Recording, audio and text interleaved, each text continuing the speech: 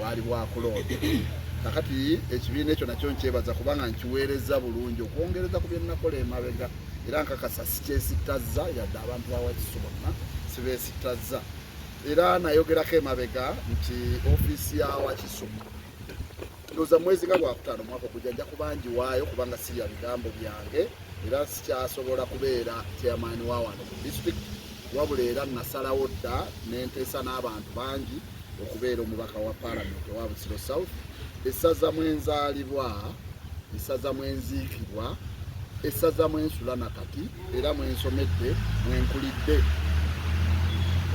emyezi gino omukaaga egiwedde okuva lwe twafuna ekirowoozo ekyo si mukaaga gyokka kubanga n'emabega nga mwaka mulambe mabega natula ne pulezidenti wange era nemubuulira nga sinaba kusiibula muntu mulala yenna ye gwe nasooka okubuulira nemusiibula era nambuuza ebirowoozo byaye nembimubuulira ebirowoozo byali bya mirundi ebiri ani g'osuubira okutulekera ekyokubiri ani wajjodda tetuyinza kufiirwa nemubuulira ekituufu era nemulaga n'ensonga lwaki nzire ewaffe nangamba tujja kwongera okubyekenneenya ekyo nga nkimaze essaza ly'e Busiro South essaza lya kitiibwa nnyo bannayuganda sirowooza nti bakimanyi nti lyessaza eryali livuddemu presidential candidate mu masaza gonna mu Buganda lyavaamu presidential candidate lyalimu president general w'ekibiina ekisinga obukulu lyalimu minister of foreign affairs eyasinga okukolera Uganda naddala mu mulembe guno gwa president Museveni okuzzaawo ekitiibwa kya Uganda n'amawanga amalala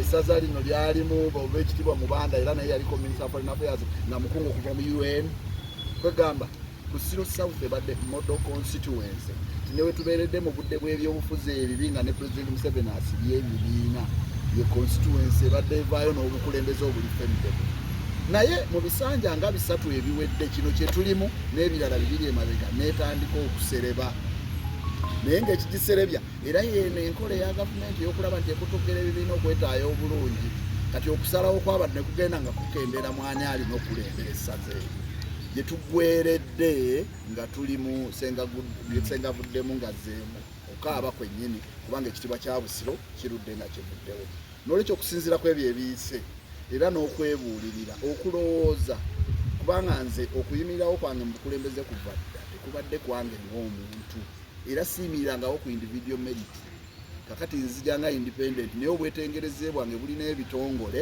abantu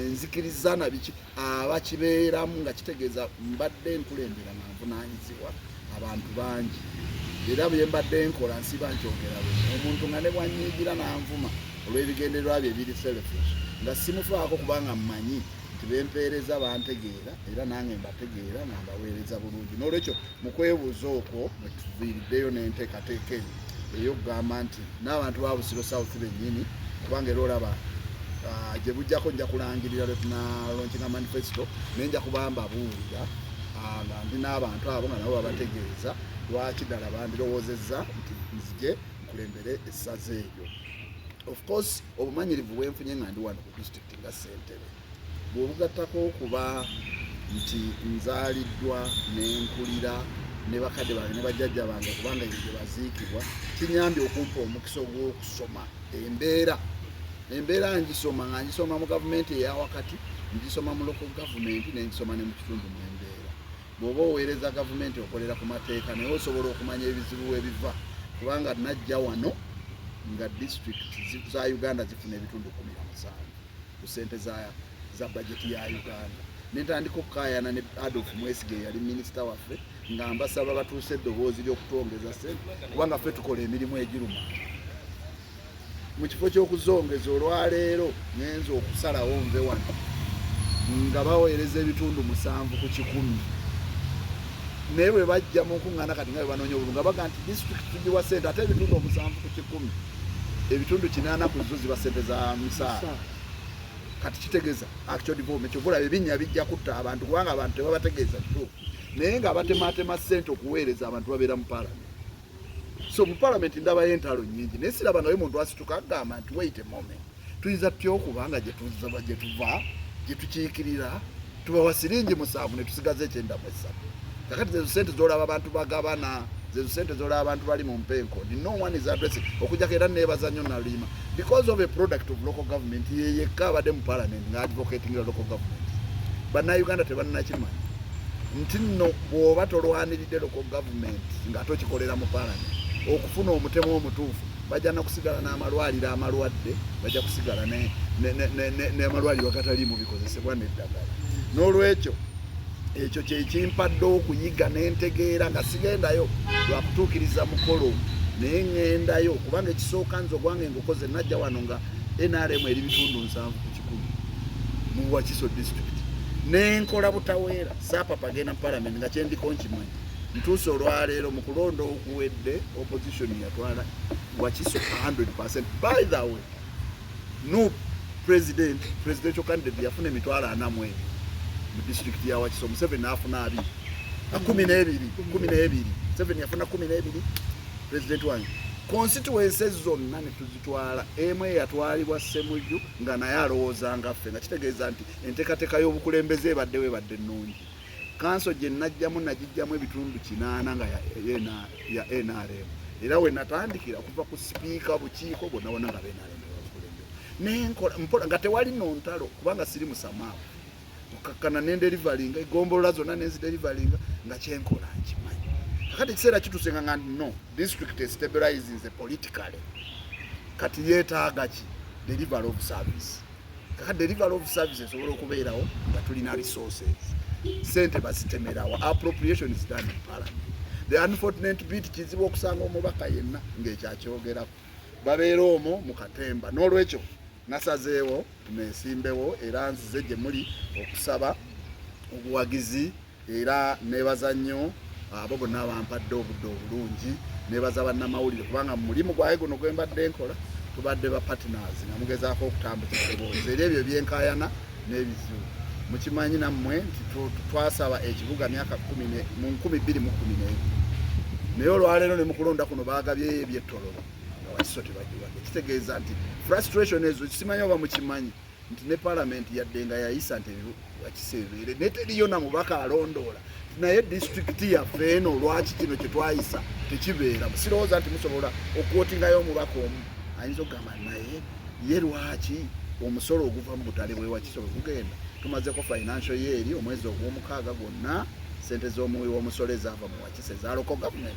tebaazizza Bwanika tuyinza kwogera wano bannakyo be bajja naye bw'oyogerera bakola nga ali loko memba wa parliament avunaanyizibwa okulondola sente z'omuwi w'omusolo kubanga yacekinga ministry ya finance eyinza etya okusigaza ensimbi z'omusolo nga teryafaayo n'olwekyo tuteekwa okuzibula bannayuganda ne bamanya ate ekizibu kyabwe nabo kwe kwongera okumanya obukulu bwa zi local government nzibaddemu ng'ettendekero okumanya ekizibu kyekirimu ekituufu ekiruma bannayuganda criteria they took to determine the fate of all of us. But of course, in politics, everything happens, and those school of thoughts have been happening in the communities, not only for DP, but even for the Uganda Kingdom. Those are the more voices, heard from various circles. Nevertheless, I still stand with one position, that the circumstances prevailing, created by the state machinery, created by the state environment, created by state apparatuses, can't permit, not even a single party.